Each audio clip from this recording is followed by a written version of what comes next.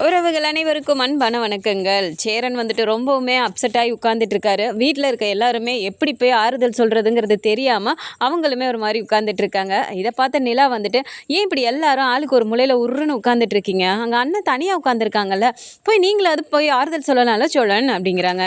என்னென்னு போய் சொல்கிறீங்களா? அண்ணனை போய் பார்க்குறதுக்கே அவ்வளோ கஷ்டமாக இருக்குது. நம்மளும் ஒவ்வொரு வாட்டியும் வந்துட்டு அண்ணனுக்கு மேக்கப்லாம் போட்டு ஒரு மாப்பிள்ளைன்னு சொல்லிட்டு பொம்மை மாதிரி கூட்டிகிட்டு போய் நம்மளும் உட்கார வைக்கிறதும், அண்ணனுக்கு தொடர்ந்து கல்யாணம் நிற்கிறதும், இது என்ன புதுசா? எப்படி தான் ஒருத்தரால் தாங்கிக்க முடியும்? இதை போய் நான் எப்படி அண்ணனுக்கு ஆறுதல் சொல்லுவேன்? அண்ணன் மூஞ்ச பார்க்குறதுக்கு எனக்கு ஒரு மாதிரி இருக்குது, கஷ்டமாக இருக்குது அப்படிங்கிறாங்க. அதுக்காக அவர் இப்படி தனியாக விட்டு வந்து எல்லாரும் இப்படி உட்காந்துட்டு இருப்பீங்களா? போங்க முதல்ல அப்படிங்கிறாங்க. அப்போ பார்த்தா வெளியில இருந்து சவுண்டு கேட்குது. சேரனே வந்து எல்லாத்தையுமே கூப்பிடுறாரு. அப்போ வெளியே இருப்பாங்களோன்னு நினச்சி கூப்பிடும்போது இப்போ அங்கேருந்தே அவங்க வெளியில் வராங்க. ரூம்ல இருந்து வந்தவங்கள பார்த்தோன்னே, என்னடா அப்படிங்கிறாங்க.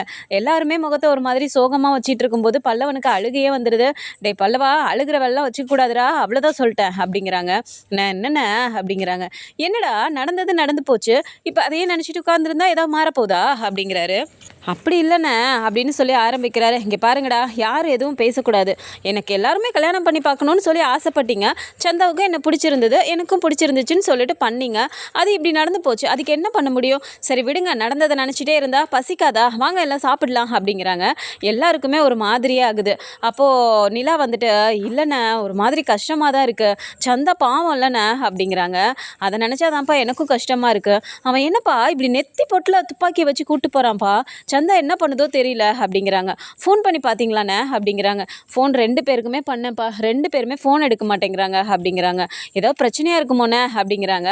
என்னன்னு தெரியலப்பா அப்படின்னு சொல்லிட்டு பேசிகிட்டு இருக்காங்க. இதை கேட்டதும், எனக்கு இனிமேல் கல்யாணமே வேணாம், இனிமேல் கல்யாணத்தை பற்றி யாரும் எதுவும் பேசக்கூடாது அப்படின்னு சொல்லும்போது நடேசனுக்கே கோவம் வந்துடுது. அவர் எழுந்து வேகமாக உள்ளே வராரு. டேய் இப்போ என்னடா நடந்து போச்சு, எதுக்கு இப்போ கல்யாணம் வேணான்னு சொல்கிற? போய் இப்போ என்ன எங்கே கூப்பிட்டு போயிருக்கானுங்க, போய் அங்கேருந்தே நம்ம சந்தாவை கூட்டிகிட்டு வருவோம், இல்லைனா அதை விட நல்ல பொண்ணா அப்படின்னு சொல்லி ஆரம்பிக்கிறாரு. உடனே சேரன் வந்துட்டு, பா வேண்டாம்ப்பா விட்டுருங்க அப்படிங்கிறாங்க. சரி விடுறா, நம்ம போய் சந்தாவையே எப்படியாவது காப்பாற்றி கூட்டு வரலாம்டா அப்படிங்கிறாங்க. அந்த டைம் பார்த்து கரெக்டாக கால் வருது. அப்போ பார்த்தோன்னே, அண்ணே அனிஷ் தானே அப்படிங்கிறாங்க. சரி பேசுடா அப்படிங்கிறாங்க. சரின்னு சொல்லிட்டு நிலா இருந்துட்டு, இல்லை ஒருவேளை சந்தா எதுவும் கால் பண்ணியிருக்கலாம்ல, அண்ணங்கிட்ட கொடுங்க அப்படிங்கிறாங்க. அப்போது ஏங்க இப்போ போய் பேசுகிறதுக்கு என்ன பர்சனல் இருக்க போகுது, பிரச்சனையில் இருக்கும்போது இருங்க நான் ஸ்பீக்கர்லேயே போடுறேன் அப்படின்னு சொல்லி ஸ்பீக்கர் போடுறாங்க. இப்போ பார்த்தா அனிஷ் தான் பேசுகிறாரு. அப்போது அனிஷ் எப்படி இருக்க, சந்தா எப்படி இருக்கு அப்படிங்கிறாங்க. பையா அவங்க எங்கள் ஊருக்கு கூட்டிகிட்டு போகிற மாதிரி பேசிகிட்டு இருக்காங்க பையா, என்ன நடக்க போதோ தெரியல, ஆனால் போன உடனே கல்யாணம் பண்ணுற மாதிரிலாம் எதுவும் கிடையாது. நான் என்னென்னு பார்த்துட்டு நான் உங்களுக்கு கூப்பிட்றேன் பையா. ஃபோனெல்லாம் என்னால் அட்டன் பண்ணி பேச முடியல, அதனால் ஃபோனை எடுத்து நான் வச்சுருந்தேன். இப்போது பாத்ரூம் போகிறேன்னு சொல்லிட்டு இங்கிட்டு வந்துட்டு நான் ஃபோன் பண்ணுறேன், நீங்கள் எதுவும் கவலைப்படாதீங்க அப்படிங்கிறாங்க.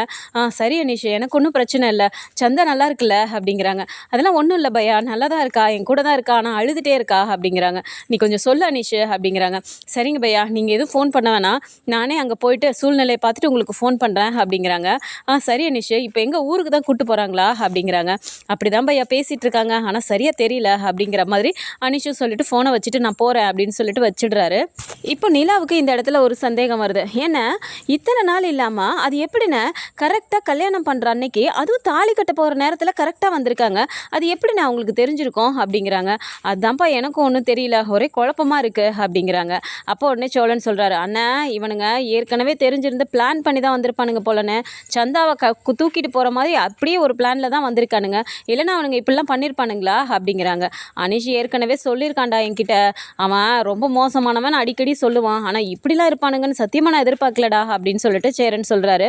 கூடவே பல்லவன் இருந்துட்டு, ஆமாண்ணே என்னென்ன சினிமாவில் தான் இந்த மாதிரிலாம் பார்த்துருக்கோம், நேரில் இப்படி பார்த்தது எனக்குலாம் அப்படியே ஒரு நிமிஷம் ஆடி போயிடுச்சுண்ணே அப்படிங்கிறாங்க. நடேசன் அப்படியே பார்க்குறாரு. சரி சரி விடுங்க, நம்ம போய் சந்தாவை எப்படியாவது தேடுறதுக்கு பார்க்கலாம், அதான் அனிஷே சொல்லிட்டான்ல, அவன் ஃபோன் பண்ணுறேன்னு சொல்லியிருக்கான், பார்த்துக்கலாம், இப்போ முதல்ல சாப்பிடுங்க அப்படின்னு சொல்கிறாரு. ஆனால் பாண்டி என்ன சொல்லிடுறாருன்னா, ஏன்னா இங்கே வந்து தூக்கிட்டு போனானுங்க, அப்போவே அனிஷால ஒன்றும் பண்ண முடியல, இப்போ அங்கே கூட்டிகிட்டு போயிட்டானுங்கன்னா அது அவனுங்க இடம்னு, அப்போ மட்டும் அனிஷால என்ன பண்ண முடியும் அப்படின்னு சொல்லும்போது சேரனுக்கு ஒரு மாதிரியே முகம் மாறுது. உடனே சோழன் இருந்துட்டு, டே ஏண்டா ஏற்கனவே அண்ணன் குழம்பி போயிருக்கு, கஷ்டத்தில் உட்காந்துருக்கு, இப்போ போய் நீ வேற ஏண்டா இப்படிலாம் சொல்லிட்டு இருக்க நெகட்டிவா அப்படிங்கிறாங்க.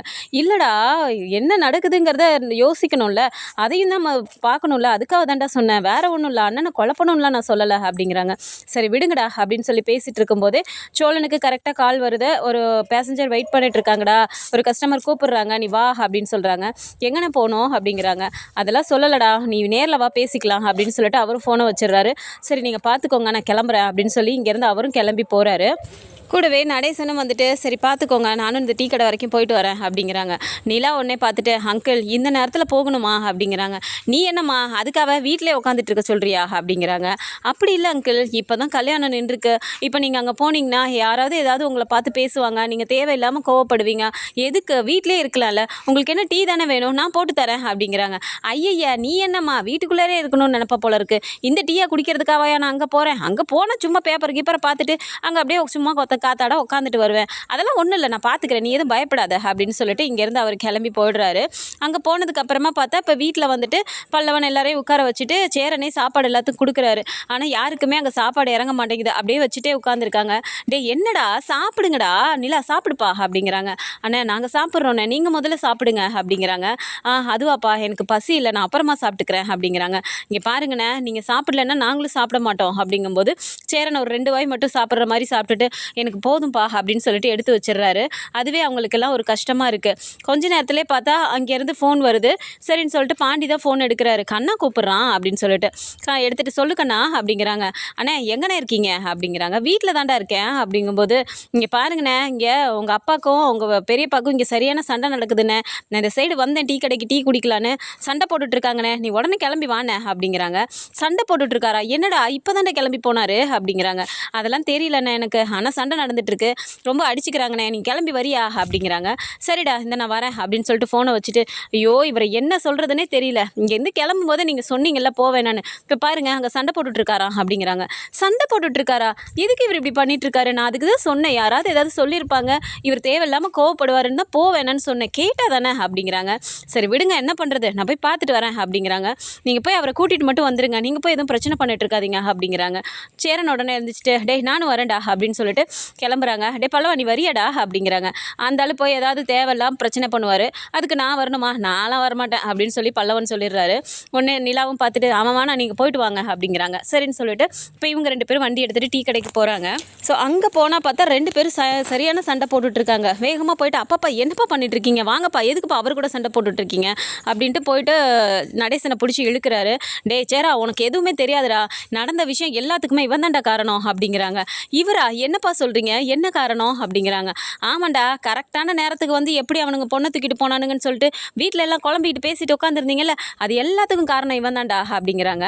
உடனே பாண்டி அப்படியே பார்த்துட்டு இவர் என்ன பண்ணாரு அப்படிங்கிறாங்க. ஆமாண்டா நான் பாட்டுக்கு டீ கடையில் வந்து டீ குடிக்கலான்னு வந்தேன், இவன் பாட்டுக்கு நக்கலாக பேசிகிட்டே இருந்தான், நான் சரின்னு சொல்லிட்டு என்னடா இப்போ நக்கலாக பேசிகிட்டு இருக்க, என் பையன் இது பண்ணதுனால தானே இந்த மாதிரிலாம் நடந்துச்சு, அவன் வந்துட்டு கார்த்திகாவை வந்து விட்டு கொடுக்கலன்னா இந்த மாதிரிலாம் ஆயிருக்குமா, தேவையில்லாமல் உன் குடும்பத்தில் நடக்க பிரச்சனையெல்லாம் என் வாயால் சொல்ல வச்சிடாதன்னு சொல்லிட்டு நான் அவனை மிரட்டிட்டு தாண்டா இருந்தேன், பார்த்தா இவன் இப்படி சொல்கிறான்டா அப்படிங்கிறாங்க. அப்படி என்ன தான் சொன்னார் அதையாவது சொல்லுங்களேன் அப்படிங்கிறாங்க. ஆமாண்டா அவனுங்க தேடிட்டு வந்திருக்கானுங்க, அப்போ அவனுங்க தேடிட்டு வந்தோடனே அதை அனிச்சிக்கே தெரியாமல் தான் வந்திருப்பானுங்க போல், தேடிட்டு வந்து இந்த வீணா போன பயல்கிட்ட வந்து விசாரிச்சிருப்பானுங்க போல், ஃபோட்டோவை காட்டி அதை பார்த்தோன்னே அவனுக்கு தெரிஞ்சிருக்கு நீ தான் அந்த பொண்ணு நம்ம வீட்டுக்கு வரதும் போதும் அவனுக்கு தெரியும்ல, அன்னைக்கு கூட அந்த பொண்ணு வீட்டில் நின்றுட்டு இருந்துச்சு, இவன் பார்த்தான்ல, கேட்ட உடனே நான் வேற போய் அன்னைக்கு கல்யாண பத்திரிக்கை கொடுத்துட்டு வந்தேன்ல, அந்த கல்யாண பத்திரிக்கையவே அவன் கொடுத்துருக்கான்டா அப்படிங்கிறாங்க. என்னப்பா சொல்கிறீங்க அப்படின்ட்டு, ஏன் பெரியப்பா இப்படிலாம் பண்ணுறீங்க, நாங்கள் உங்களுக்கு என்ன தான் பண்ணோம், நான் பாட்டுக்கு தானே இருக்கேன், என் வாழ்க்கையை கெடுத்து என்ன பண்ண போகிறீங்க அப்படிங்கிறாங்க. அவர் அப்படியே ஒரு மாதிரி திமிராவே முறைச்சிட்டே நிற்கிறாரு. நீ என்னடா அவங்ககிட்ட போய் பேச்சுவார்த்தை நடத்திட்டு இருக்க அப்படின்னு சொல்லிட்டு நடேசன் சொல்கிறாரு. உடனே சேரன் ஒரு நிமிஷம் இருங்கப்பா அப்படின்ட்டு, ஏன் பெரியப்பா அப்படி பண்ணீங்க, சரி சொன்னதும் சொன்னீங்க, அவனுக்கு வேற ஏதாவது சொன்னானுங்களா அவங்கக்கிட்ட அப்படிங்கிறாங்க. அப்படியே அவர் ஒரு மாதிரி பார்த்துட்டே இருக்காரு. டே அவன் கேட்குறான்ல சொல்கிறியா இல்லையாடாப்பா அப்படிங்கிறாங்க. என்னடா ரொம்ப எக்ரிட்டு வர, ஆமாம் நான் தான் சொன்னேன், இப்போ என்ன அதுக்கு அப்படிங்கிறாங்க. அதான் பெரியப்பா சொன்னது சொல்லிட்டீங்க, இப்போ பிரச்சனையே வேறு மாதிரி இருக்கு, அந்த பொண்ணு அவனுங்க துப்பாக்கி எப்படி நெத்தி பொட்டில் வச்சு கூட்டிகிட்டு போயிருக்கானுங்க தெரியுமா, ஒரு பொண்ணோட வாழ்க்கையை கெடுத்த பாவம் எதுக்கு உங்களுக்கு, எங்கே இருக்காங்களாவது சொல்லுங்கள், ஏதாவது சொன்னானுங்களா அப்படிங்கிறாங்க. அதெல்லாம் எனக்கு தெரியாது அப்படிங்கிறாரு. நடேசன் வேகமாக போய் வாயிலே ஒரு குத்துறாரு. டே இப்போ மரியாதையே சொல்கிறியா இல்லையா, உன்னை சாவடிச்சிட வேண்டாம் இங்கேயே அப்படிங்கிறாங்க. ஸோ திரும்பவும் அவர் அடிக்க போகும்போது இப்போ பாண்டியும் சேரனுமே பிடிச்சி இழுக்கிறாங்க. அப்பாப்பா சும்மா இருங்கப்பா, ஏன்ப்பா அப்படி போட்டு அடிச்சுக்கிறீங்க அப்படிங்கிறாங்க. கேட்குறதுக்கு ஏதாவது பதில் சொல்கிறானா படுறா அவன் அப்படிங்கிறாங்க. பெரியப்பா சொல்லுங்க பெரியப்பா, தயவு செஞ்சு கேட்குறேன்ல சொல்லுங்க அப்படிங்கிறாங்க. அதெல்லாம் எனக்கு தெரியாது. ஆனால் அவனுங்க இங்கே தான் எங்கேயோ கூட்டிகிட்டு போகிறேன்னு சொல்லிட்டு இங்கே உரகடம் பக்கம் தான் ஏதோ பேசிகிட்டு இருந்தானுங்க. யாருக்கோ ஒருத்தனுக்கு ஃபோன் பண்ணி பேசினான். அவன் ஹிந்தியில் பேசினா அதெல்லாம் எனக்கு புரியல. உரகடம்னு அவன் சொன்னான். அது மட்டும்தான் எனக்கு தெரிஞ்சுது அப்படின்னு சொல்கிறாரு. உடனே உரகடமா அங்கே போய் எங்கன்னு தேடுறது நம்ம அப்படிங்கிறாங்க. இடம் தெரிஞ்சிருச்சுல்ல, அனீஷுமே இப்போ இங்கே கூட்டு போயிருக்காங்கன்னு தானே சொன்னான். ஆனால் அவன் எந்த இடம்லாம் சொல்லலையே, ஊருக்கு கூட்டிகிட்டு போகிற மாதிரி இல்லடா அவன் சொன்னான் அப்படிங்கிறாங்க. இங்கே பாருண்ணே, இங்கேருந்து கிளம்புனா நேராக பீகாருக்கு அவங்க போகிற மாதிரி இல்லை போல இருக்குது. அப்படி பேசியிருக்காங்கன்னா அப்போ அங்கே யாரோ ஒருத்தவங்க இருக்காங்க. இருண்ணே நான் சோழனுக்கு ஃபோன் பண்ணுறேன், அவனுக்கு அந்த சைடு எதுவும் தெரியும்ல, அவன் வண்டி ஓட்டிகிட்டு இருப்பான்ல அப்படிங்கிறாங்க. சரிடா பேசு அப்படிங்கிறாங்க. சரி அப்படின்னு சொல்லிட்டு சோழனுக்கு ஃபோன் பண்ணுறாங்க. ஸோ பாண்டி கூப்பிடுறாரு. அப்படிங்கும்போது சொல்லுடா பாண்டி அப்படிங்கிறாரு. சோழா நீ எங்கடா இருக்கப்போ அப்படிங்கிறாங்க. ஒரு சவாரி இருந்துச்சுலடா, அதனால தானே கிளம்பி வந்தேன், அங்கே தான் போயிட்டுருக்கேன் அப்படிங்கிறாங்க. சரிடா உனக்கு ஒரகடம் ஏரியா தெரியுமா அப்படிங்கிறாங்க. ஒரகடமா, ஏண்டா இப்போ அங்கே தான்டா சவாரி போயிட்டுருக்கேன் அப்படிங்கிறாரு. சூப்பர்டா, அங்கே தான் போயிட்டுருக்கியா அப்படிங்கிறாங்க. ஆமாம், நீ அப்போ சம்மந்தமாக இல்லாமல் ஒரகடத்தை பற்றி கேட்குற அப்படிங்கிறாங்க. அதெல்லாம் ஒன்றும் இல்லைடா, இங்கே ஒரு செம பிரச்சனை ஆயிடுச்சு. நம்ம எப்படி தெரிஞ்சிருக்கோம், கரெக்டாக அந்த நேரத்தில் வந்து பொண்ணை தூக்குனானுங்களேன்னா நம்ம பேசிகிட்டு இருந்தோம்ல அப்படிங்கிறாங்க. ஆமாம் அப்படிங்கிறாரு. அதுக்கு எல்லாத்துக்கும் காரணம் இந்த வீணா போன பெரியப்பா தாண்டா காரணம் அப்படிங்கிறாங்க. அந்தாள் என்னடா பண்ணாரு அப்படிங்கிறாங்க. ஆமாம், இவர் தான் ரொம்ப பெருமையாக கொண்டு போய் நான் என் அண்ணனுக்கும் என் தொங்கச்சிக்கும் பத்திரிக்கை வைக்கிறேன்னு கொண்டு போய் கொடுத்தாருல, அந்த பத்திரிக்கையை கொண்டு போய் சந்தாவோட மாமா கையிலே கொடுத்துருக்காண்டா இந்த ஆள் அப்படிங்கிறாங்க. என்னடா சொல்கிற அப்படின்றாங்க. ஆமாம், அந்த பத்திரிக்கையை கொடுத்ததோட அவர் தான் வந்துட்டு இந்த விஷயம் எல்லாத்தையும் சொல்லியிருக்காரு, கல்யாணம்னு சொல்லிட்டு சந்தாவோட ஃபோட்டோ வச்சு தேடி இருப்பாங்க போல். இவர் வந்துட்டு இந்த பொண்ணு தானேன்னு சொல்லிட்டு பத்திரிக்கையவே தூக்கி நீட்டியிருக்காருடா, அதனால தான் அவனுங்க கரெக்டான டைமுக்கு கரெக்டான இடத்துக்கு வந்திருக்கானுங்க அப்படிங்கிறாங்க. ஏன்டா அந்த ஆளுக்கு இந்த வேலை, அவனெல்லாம் அன்னைக்கே அடித்து சாவடிச்சிருக்கணும் அப்படிங்கிறாங்க. அதெல்லாம் விடு பரவாயில்ல, இப்போது அவனுங்க வேறு ஏதாவது பேசினானுங்களான்னு இப்போ இங்கே பேசிகிட்டு இருந்தாண்டா அப்படிங்கிறாங்க. ஆமாம், ஒரு நிமிஷம் நீ இல்லை பாண்டி, இதெல்லாம் உனக்கு எப்படி தெரியும் அப்படிங்கிறாங்க. அதை ஏன்டா கேட்குற, நம்ம வீட்டில் தான் ஒருத்தர் இருக்காரு, அவர் நேராக இங்கே டீ குடிக்க வரேன்னு சொல்லி கிளம்புனாரு. நிலா நீ எப்போவோ சொன்னாங்க, வேணாம் அங்கெல்லாம் போகாதீங்க, வீட்டிலே நான் டீ போட்டு தரேன், யாராவது ஏதாவது பேசுவாங்கன்னு சொல்லி அப்போவே சொன்னாங்க. கேட்டால் தானே நான் டீ கடைக்கு போயிட்டு வந்துடுறேன் அப்படின்னு சொல்லி வேகமாக கிளம்பி போனார். அங்கே போனால் இவரும் வந்திருப்பார் போல இருக்குது. இவங்க 2 பேருக்குள்ள சண்டை வந்துருச்சுடா. இப்போ அங்கே சண்டை நடக்குதுன்னு கண்ணை எனக்கு ஃபோன் பண்ணி சொன்னனால நாங்கள் கிளம்பி வந்தோம். இங்கே வந்து பார்த்ததுக்கப்புறம் தான்டா விஷயமே தெரியுது அப்படிங்கிறாங்க. இவரை என்ன பண்ணுறதுனே தெரியல அப்படின்னு சொல்லிட்டு சோழன் சொல்கிறாரு. அதெல்லாம் விடுறா பார்த்துக்கலாம், இப்போது ஒரகடத்தை பற்றி ஏதோ பேசியிருப்பானுங்க போலடா அவனுங்க, ஹிந்தியில் ஏதோ பேசிக்கிட்டானுங்க, ஆனால் ஒரகடன்னு சொன்னது மட்டும் எனக்கு கேட்டுச்சுன்னு இப்போ அந்த ஆள் சொன்னாருடா, அதனால தான் இப்போ நான் அவங்ககிட்ட சொல்கிறேன் அப்படிங்கிறாங்க. ஒரகடத்தில் எங்கடா போய் தேடுறது அப்படின்னா சந்தாவே அனிஷையும் அங்கே கூட்டு போயிருப்பாங்க, நீ சொல்ல வரியா அப்படிங்கிறாங்க. இருக்கலாம்டா, சான்ஸ் இருக்குல்ல, நம்ம ஏன் ஒரு வாட்டி தேடி பார்க்கக்கூடாது அப்படிங்கிறாங்க. ஒரகடத்தில் எங்கடா போய் தேட சொல்கிறேன் என்ன அப்படிங்கிறாங்க. ஏதாவது கொஞ்சம் ட்ரை பண்ண சோழா, நம்ம தானே ஏதாவது பண்ணி ஆகணும் அப்படிங்கிறாங்க. சரிடா நான் பார்த்துக்கிறேன் விடு அப்படின்னு சொல்லிட்டு ஃபோனை வச்சிடுறாரு. இப்போது வந்திருக்க கஸ்டமரும் வந்துட்டு ஒரகடன்னு சொல்லிட்டு தான் இருக்காங்க. அப்போ வண்டி ஓட்டிகிட்டே இருக்கும்போது கண்ணாடி வழியாக பார்க்குறாரு. பின்னாடி இருக்கிற 2 பேரையும் பார்க்கும்போது இவனுங்க தமிழ் ஆளுங்க மாதிரியே தெரியலையே, தமிழ் ஒரு மாதிரி தெரிஞ்ச தமிழில் தான் பேசுகிறானுங்க, இவனுங்க எங்கேருந்து வந்திருப்பானுங்க, இவனுங்க எதுக்கு ஒரகடத்துக்கு போகிறானுங்க, ஒருவேளை அதுக்கு இதுக்கு ஏதாவது சம்மந்தம் இருக்குமோ அப்படிங்கிற மாதிரிலாம் அவர் யோசிக்கிறாரு. ஆனாலும் அது நம்ம நினைக்கிறது தான் எல்லாம் நடக்குன்றதெல்லாம் நம்ம யோசிக்கக்கூடாதுல்ல, இவனுங்க யாரோ இருப்பானுங்களோ அப்படின்னு சொல்லிட்டு யோசிச்சுக்கிட்டே நேராக கொண்டு போய் எங்கே ட்ராப் பண்ண சொன்னாங்களோ அங்கே போய் இறக்கி விடுறாரு. இறக்கி விட்ட உடனே ஒருத்தர் வந்துட்டு பேமெண்ட் கொடுக்குறாரு, இன்னொருத்தர் வந்து ஃபோன் பண்ணி பேசுகிறாரு. நாங்கள் வந்துட்டோம் அப்படிங்கிற மாதிரி அவர் பேசுகிறாரு. பேசும்போதுமே அப்படியே பார்த்துட்டு அவர் யோசிக்கிறாரு, ஒருவேளை இவனுங்களா இருக்குமோ, எதுக்கு இவனுங்களை ஃபாலோ பண்ணிட்டு போனால் என்ன, இல்லை இவங்ககிட்டயே போய் பார்த்துட்டு கூட ஹெல்ப் கேட்கலாமே அப்படிங்கிற மாதிரி சோழன் வந்து ஒரு டவுட்லேயே இறங்குறாரு. இவங்க பின்னாடியே போகிறாங்க. அவங்க போகும்போது பின்னாடியே சோழனும் ஃபாலோ பண்ணிட்டே போயிட்டு அவனுங்க பார்த்தா ரொம்ப தூரம் நடந்து போயிட்டே இருக்கானுங்க. என்ன அவனுங்க நிற்கவே மாட்டேங்கிறானுங்களே, தேவையில்லாமல் நம்ம இவனுங்களை ஃபாலோ பண்ணிட்டு வரோமோ அப்படிங்கிற மாதிரி யோசிக்கிறாரு. வந்துட்டோம், இன்னும் எவ்வளோ தூரம் தான் போகிறானுங்களேன்னு பார்க்கலாம் அப்படின்னு சொல்லிட்டு பின்னாடியே போயிட்டே இருக்காரு. ஸோ ஒரு இடத்துக்கு போனதுக்கப்புறமா பார்த்தா ஒரு வீட்டுக்குள்ளே போய் கதவை சாத்திடுறாங்க. என்ன அவனுங்க போயிட்டு கதவை சாத்திட்டானுங்களே அப்படின்னு சொல்லிட்டு எதுக்கும் பார்ப்போம் அப்படின்னு சொல்லிட்டு எங்கேயாவது சுற்றி ஜன்னல் இருக்கான்னு சொல்லிட்டு பார்க்குறாரு. ஸோ ஏதாவது பார்க்கலான்னு சொல்லி ஒரு ஜன்னலை மட்டும் திறந்து பார்க்கும்போது பார்த்தா அங்கே சந்தாவோட மாமா கிட்ட இவங்க 2 பேரும் பேசிகிட்டு இருக்கதை அவர் பார்த்துடுறாரு. அப்போ தான் அவருக்கு நிம்மதியாகவே இருக்கா. அப்படின்னா ஃபோன் பண்ணி சொன்னது கரெக்டாக வந்து நம்மக்கிட்டே இவனுங்க சிக்கியிருக்கானுங்க அப்படிங்கிறத பார்த்துட்டு டக்குன்னு வந்து மொபைலில் வந்து ஒரு ஃபோட்டோ எடுத்துகிட்டு டக்குன்னு பாண்டிக்குமே அனுப்பிடுறாரு. ஸோ பாண்டி வந்து இப்போ தான் வீட்டுக்கே வராரு. வீட்டுக்கு வந்த உடனே நிலா பிடிச்சி கத்த ஆரம்பிச்சிடுறாங்க. உங்களை தான் நான் டீ கடைக்கு போவேனான்னு சொன்னேன்ல, எதுக்கு டீ கடைக்கு போனீங்க அப்படின்னு சொல்லிட்டு பிடிச்சி திட்டிகிட்டு இருக்காங்க, சண்டை வேற போட்டுட்ருக்கீங்க அப்படின்ட்டு. பாண்டி உடனே இருந்துட்டு ஏங்க அவர் டீ கடை போனது நல்ல விஷயம் தான் விடுங்க அப்படிங்கிறாங்க. என்ன பாண்டி பேசிகிட்டு இருக்கீங்க, அங்கே போய் அவர் சண்டை போட்டு வந்திருக்காரு, நீங்கள் டீ கடைக்கு போனது நல்லதுன்னு சொல்கிறீங்க அப்படிங்கிறாங்க. ஆமாங்க, அவர் டீ கடைக்கு போனதுனால தான் இதுக்கெல்லாம் காரணம் யாருங்கிறதே தெரிய வந்துச்சு அப்படிங்கிறாங்க.